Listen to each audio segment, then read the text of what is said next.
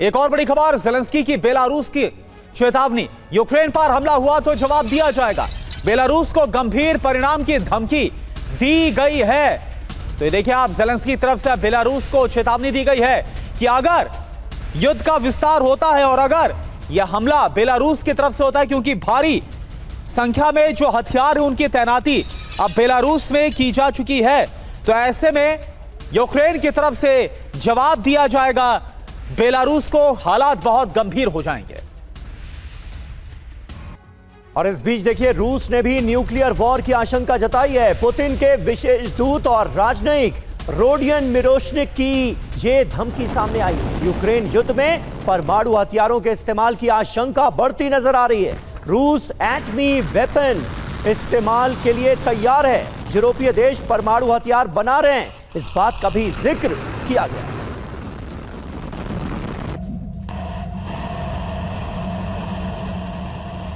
तो रूस और नाटो के बीच टकराव बढ़ता हुआ नजर आ रहा है। यूक्रेन युद्ध में एटमी आग क्या अब झुलसाएगी? 5 एटमी दावे क्या किए गए। नंबर 1, यूक्रेन युद्ध के बीच एटमी हथियारों की आशंका बढ़ गई है। नंबर 2, एटमी धमकी के जरिए बहुत खतरनाक खेल चल रहा। और नंबर 3, रूस ने ड्रिल से दिखाया वो एटमी युद्ध को तैयार है। जी हां, इसके अलावा कई यूरोपीय देश भी परमाणु युद्ध की तैयारी में जुट गए हैं। यूरोप के कई देश बड़े पैमाने पर हथियार बना रहे हैं, इस बात का जिक्र रोडियन मिरोशनिक की तरफ से किया गया है। पुतिन के विशेष दूत की तरफ से किया गया है। पश्चिम को धमकी देते वो नजर आ रहे हैं। यूक्रेन में नाटो सैनिक आए तो पेरिस, बर्लिन, लंदन तक हमले तय हैं, ये बताया जा रहा है। और देखिए हमारे साथ naval captain Shyam Kumar sir है। श्याम कुमार सर, क्या जो संकेत मिलते नजर आ रहे हैं, जिस तरह से हथियारों की तैनाती बेलारूस में की गई है, जिस तरह से परमाणु हथियारों का प्रदर्शन किया गया है और एक्सरसाइज को अंजाम दिया गया है, एक तरह से नाटो को धमकाया गया, यूरोपियन कंट्रीज को धमकाया गया है, क्या यह युद्ध अब विस्तार लेने वाला है? इसकी तैयारी है क्या? धन्यवाद करना। जय हिंद सनवर्णा।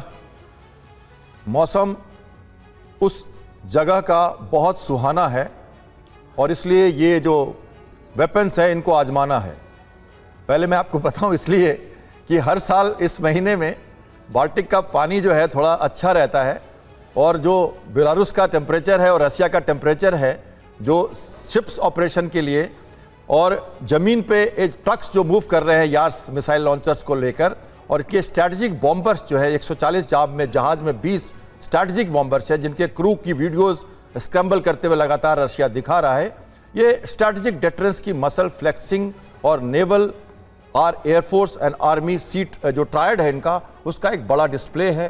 पैसिफिक की एरिया से भी सबमरीन उनकी निकली है बाहर, वहाँ का वेदर थोड़ा ख़राब है, वरना आर्कटिक में, और आर्कटिक में कह सकता हूँ, सॉरी पैसिफिक तो ठीक है, आर्कटिक में ये जो जोन है इनका, वहाँ पे सबमरीन इंटेंशनल एक्सरसाइज करते हैं, जहाँ से अपनी फायरिंग दिखाई वो इस एरिया का भी है, इंटेंशनल प्रैक्टिस करते हैं वो। और ऐसे ही महीने में वो कई बार सबमरीन में जाके उस यूनिफॉर्म पहन के डिस्प्ले कर चुके हैं, सबमरीन में बैठ के, आपको याद होगा आपके चैनल से आपने दिखाया भी है। तो ये सब एक अच्छा। श्याम कुमार सर, जब आप इस तरीके से आप बता ही रहे हैं कि वहां का वेदर खराब है, मौसम खराब है, तो ये जो मौसम खराब है क्या होगा? सिर्फ गरजेंगे बादल या फिर बारिश, तूफान, बिजली गिरेगी, कुछ ऐसा होगा क्या आपको आसार नजर? ये मैं कहना चाहता हूं कि दूसरा मेरा पार्ट है, आग हो ना हो चिंगारी जलती रहने चाहिए। तो ये 5वां साल जो है ये इसलिए है कि रशिया जिस दिन चाहेगा, अमेरिका रशिया यूक्रेन को ये निस्तनाबूद कर सकता है। स्कॉर्च अर्थ कर चुका है, 600 स्क्वायर किलोमीटर जमीन लेके बाद वापस आ चुका है। और कीव पे पहला अटैक जो हुआ था, जो 8 किलोमीटर की जो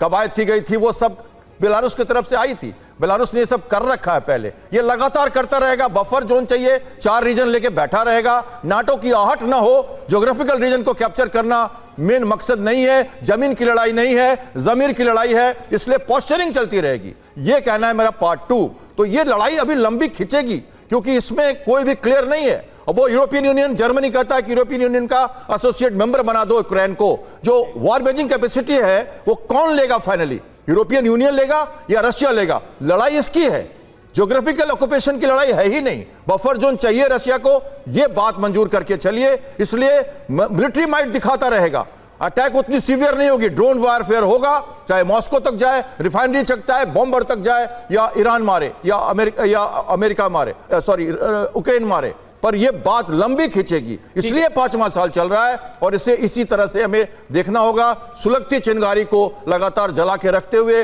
दोनों देश कोशिश कर रहे हैं कि वॉर चलता रहे। यूक्रेन तो नहीं चाहता, पर रशिया चाहता कि चलता रहे और यूक्रेन को मदद नहीं मिल रही। ठीक बात है, चिंगारी को भड़काने की और कोशिश की जा रही है, ये आप कुल मिलाकर कह रहे हैं।